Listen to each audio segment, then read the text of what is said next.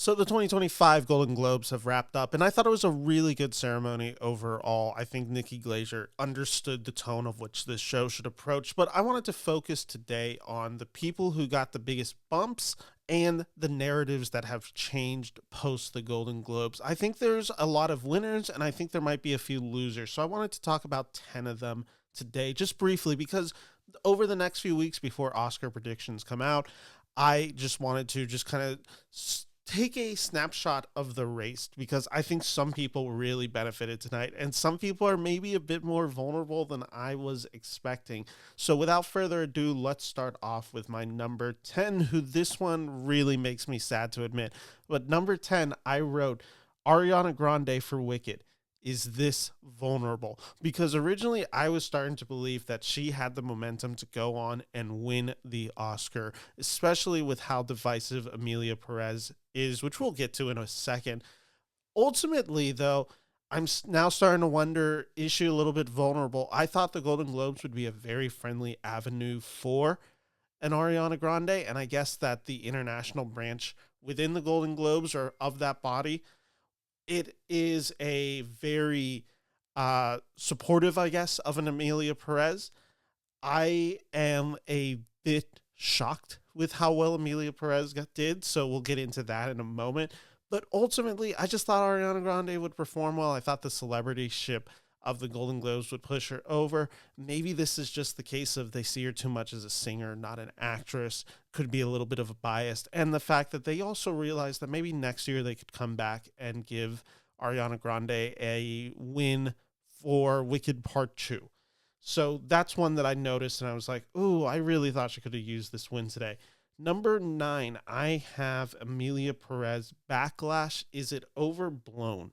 And I was thinking a lot about this one. And because there was this huge backlash that emerged post Emilia Perez debuting on Netflix. And it really felt like the movie was losing a lot of momentum. I'll be honest, I've talked to a few people with this movie who have seen it. None of us have left particularly impressed with this movie. Ultimately, I'm still in the camp of I like this movie, but I didn't love this movie by any means. And it just doesn't seem that reality of which I exist in and other people have existed in, and the people who also really dislike Emilia Perez, it seems like we're the minority when it comes to voters so far. This movie's performed well in the Oscar shortlist. It performed extremely well tonight at the Golden Globes, winning the Best Musical or Comedy, winning El Ma got the win. Zoe Saldana got it. Like, this film is probably going to go on and do fairly well at the Oscars. It's kind of going to be the question of, can it overperform in a few categories? Is it going to surprise some people? Hard to say right now, but right now Emilia Perez is in a good position tonight, and it's 3 key wins right there in a song, in Zoe Saldana, in Best Musical or Comedy. And that gives it a little bit of a boost, which I'm not the most thrilled about. Number 8. Here's my official prediction for this. This one also surprised me, and maybe this is, again, just because Adrian Brody is in a film about the immigrant experience, and I just maybe wasn't expecting The Brutalist to be as embraced as it was. We'll get to that again in a second, but it left me wondering the question, is Timothee Chalamet just too young to win his Oscar, even though he's playing Bob Dylan in A Complete Unknown? I don't know. Again, this was one that I thought was just going to be incredibly friendly to Timothée Chalamet. And maybe this is me still thinking of the old Golden Globes and the love of stardom. And listen, I love Adrian Brody. I think he's a very talented actor. He is certainly not the level of star that Timothée Chalamet was. I thought this was going to be the start. I thought Chalamet was going to take the stage, give a great speech, and this would be the beginning. Now, obviously, this doesn't mean that Chalamet is going to lose. We just had a Best Actor win it a few years ago. Austin Butler won the Golden Globe, and then obviously Brendan Fraser went on to win the Oscar. So it's obviously not a impossible thing for Chalamet to go on. I just thought this was going to be a good night for him, and that ended up surprising me. As you can see, I got a lot wrong this time around. I predicted all of them, and I released that video Saturday morning, and I went 13 for 14. I got 13 right. I got 14 wrong. Here's what I got right. I got Flo winning Best Animated Picture. I got Demi Moore winning Best Comedy Musical Actress, which surprised the heck out of me, but I was glad to see it. We'll get to that one shortly. I got The Brutalist for Best Drama, and I got Baby Reindeer, like pretty much all of those categories correct for the limited series. What I got wrong, I bet against Jodie Foster. I said the Penguin was going to win it for the Best Actress category there. I got Emilia Perez. I got supporting wrong. I got the comedy or musical win wrong. I said it was going to go to Anora, and I even got the wrong song for it. I said Mi Camino. It was El Ma. To be honest, I don't remember which one is which in the show. I thought Mi Camino was the one that with Zoe Saldana in the red dress. I believe that, or the red pantsuit. That actually may be El Ma. I have to look and listen to that song again. Again, I didn't think any of the music in Emilia Perez was that good, so we'll get to that. And then I had Adrian Brody wrong. So 13 versus 14, kind of a rush showing for me. But that's why you gotta, guys, this is why I need your guys' support, because I keep it honest. I don't care about being wrong. All I want to do is broadcast my opinion, my thoughts on this, and that's all I want. So make sure, if you're liking this video, to like and subscribe. Jumping back into it. Number 7, my takeaway is Anora weaker than we thought? Anora went home with, if I'm correct, nothing. It didn't win Best Musical or Comedy. It did not go on to win Best Actress, which I think a lot of people had thought Mikey Madison was going to be the runaway favorite with that. Right now, it's not looking like that, or at least the Golden Globes. So again, Golden Globes don't mean much, but I did think Madison was probably going to win this category. It didn't even win screenplay, and we'll get to screenplay in a second, but I thought that one was shocking. I thought that one was really surprising for me. So Anora's a little weaker than I thought we had anticipated. Number 6, this one's actually one that I think is a lot of fun and a late entry, because it's always fun when the little indie animated movie that can. And Flow is that case. Flow is the case of a movie that gets in, builds a fan base, has a lot of love for it, and goes on to seemingly topple Pixar, seemingly topple DreamWorks. Like, those are two big juggernauts within the film industry. So to see Flow, this small little indie animated film about a cat that is completely silent, get the love that's getting, that's a pretty cool thing. So again, does it go on to win? I'm unsure, but Flow looks like in a good position right now, and it is gaining momentum right at the right time.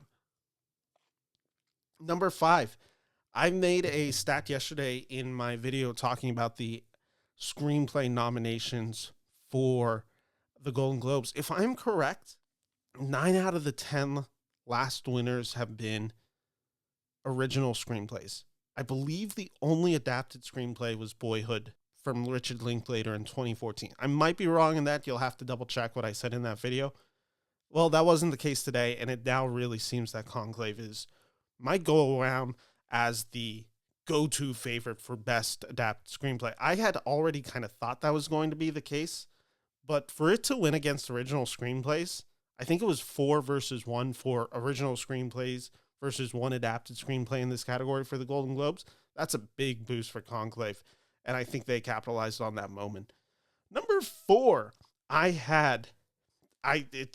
was kind of surprised on this, just because I'm not as positive on this movie as other people are. I think the movie is really good in A Real Pain, but it just seems like Kieran Culkin is the most dominant of the actors and supporting actors that we're going to see this race. Between the 4 of those categories, it seems that Kieran Culkin is just going to kind of charm his way into an Oscar win. And I'm a bit surprised. I really liked A Real Pain. I really thought the Culkin performance was really good.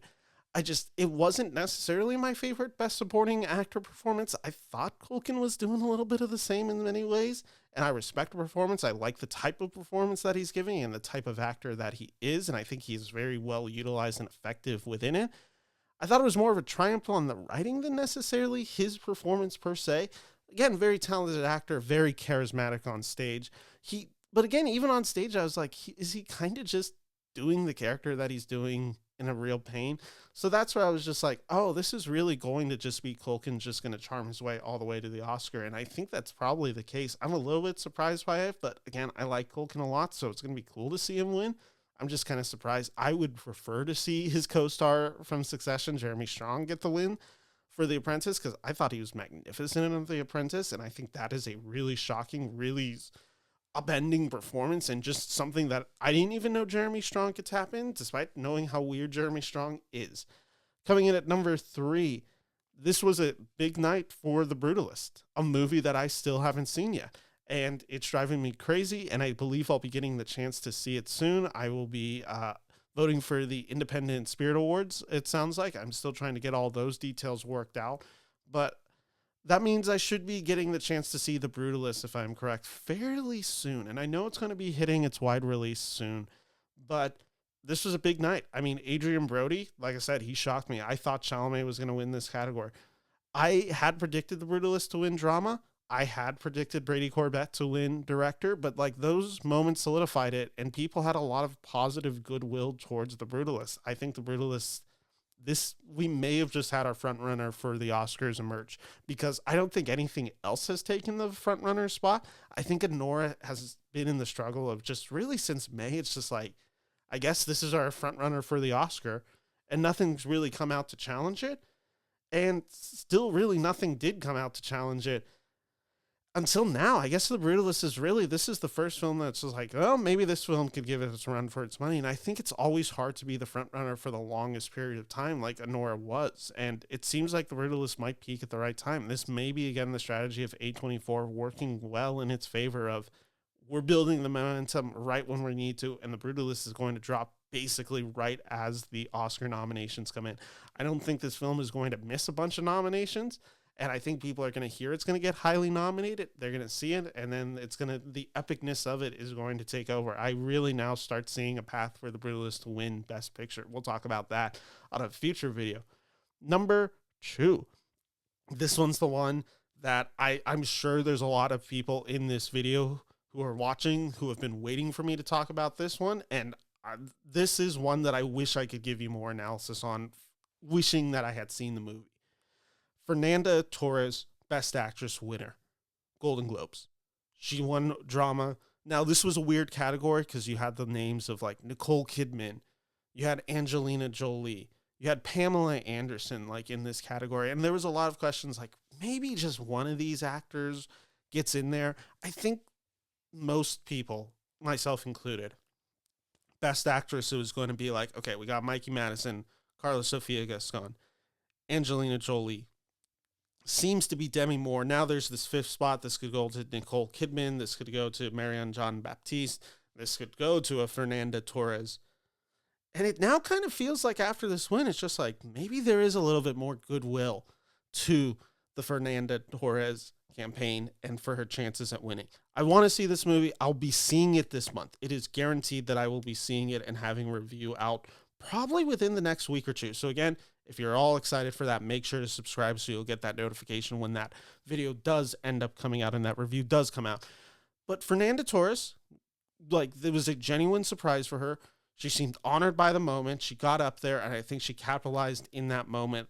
And especially when you're like, you look at it, Mikey Madison's safe, like Carla Sofia's safe. I really think Demi Moore, and we'll talk about her in 1 second, but I think she's like really cemented herself in the race. And it's just like, could Fernanda Torres get in?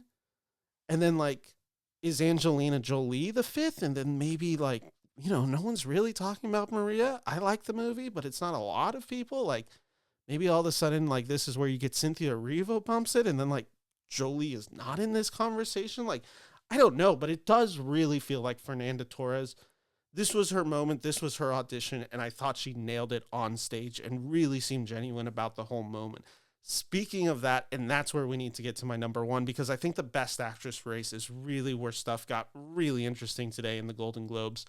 And I've always said it. I do not think the Golden Globes matter as a indicator of who is going to win per se. I don't think they have that type of influence. The voting bodies aren't the same. But where I think the Golden Globes do matter is it is an introduction to a campaign and an award season.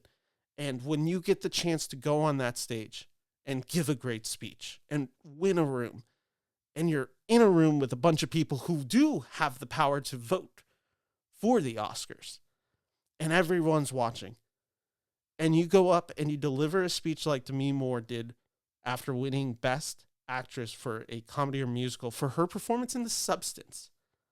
When you give a speech like that she gave, and it's probably the best speech of the night, the way that she's able to be honest, the way that she's genuinely like excited about the way that her career has been shaped, all that, like when you go up there and give that level of speech that is so refined, so charming, so delicately handled and earnest, you win a lot of positivity in the room. And that's kind of what I felt with Demi Moore. And I'm just like, oh, usually there's that one actor or actress who gets the career comeback narrative, whether that's Fraser from a few years ago, Kiwi Kwan for Everything Everywhere All at Once, maybe even Michelle Yeoh. Like, there's always those actors who kind of get the comeback, or Robert Downey Jr. returning to film after being in Marvel for so long. Like, all that. Jamie Lee Curtis, like Everything Everywhere All at Once. I keep mentioning him, but like all of that, when you talk about that, and then Demi Moore comes out and you're just like, I kept thinking about it. And I'm like, you know what? Like this whole season, I keep kind of saying Mikey Madison is probably the front runner to win it. And even while saying it, I've kind of been like, does that performance really, like, is that who they're going to reward for a Best Actress winner? And I always felt weird about it. I was just like, and again, I really like Anora a ton, but I wouldn't necessarily call her like, I'm making my list of all my favorite performances of this year. And like Mikey Madison's definitely going to be up there, but I don't think I'd call her my favorite Best Actress performance of this year. I'm not even positive I'd have her in my top 5. Demi Moore is someone I have in my top 5. And I think that is extremely interesting work from her. And I'm just like, oh, if The Substance gets the nomination, which I think is actually the hardest hill it has to climb, I think if it gets the Oscar nomination, Demi Moore has a really damn good shot at winning. And that's how I've felt for the past few weeks. And I've been writing that down a lot in my notes, and I've even hinted at it in a few of my videos.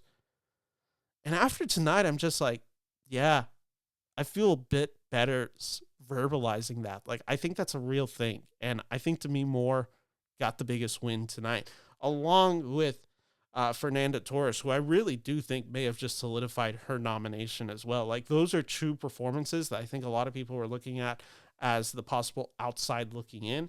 And there's still a lot to be done. But I think there's real possibilities for both, and that's exciting. The fact that we got these big shakeups, the fact that the Brutalist is coming in, the fact that Demi Moore is storming into this race, like, that makes me excited. So those are my 10 biggest predictions. So thank you all so much for watching this video. And if you like this video, make sure to like and subscribe. I'll be back later this week. I'll be having reviews out for Wallace and Gromit, Vengeance Most Foul. I'll have a few other movie reviews. I'm still trying to get out the schedule and figure that out as before we start entering the awards for Oscars. The nominations are going to be announced Friday the 17th, I believe.